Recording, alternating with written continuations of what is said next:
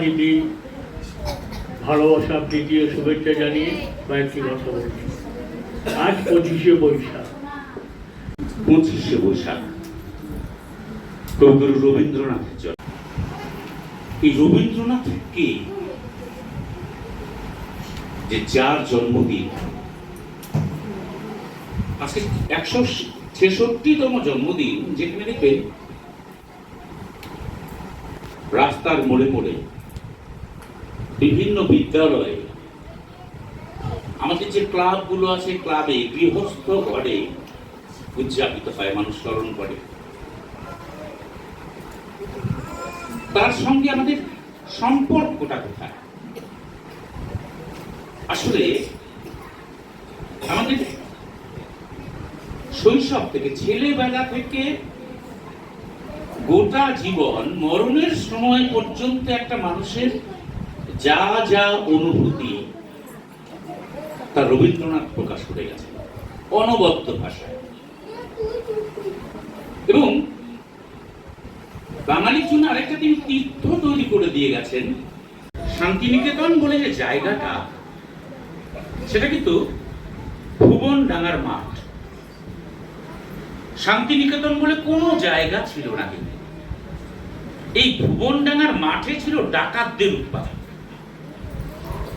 মহর্ষি দেবেন্দ্রনাথ তার উপাসনার জন্য ওই জায়গাটা কিনে নেন। ওখানে একটা ঘর ছিল, ঘরটির নাম ছিল শান্তিনিকেতন। তিনি ডাকাতদের উৎপাত বন্ধ করেন।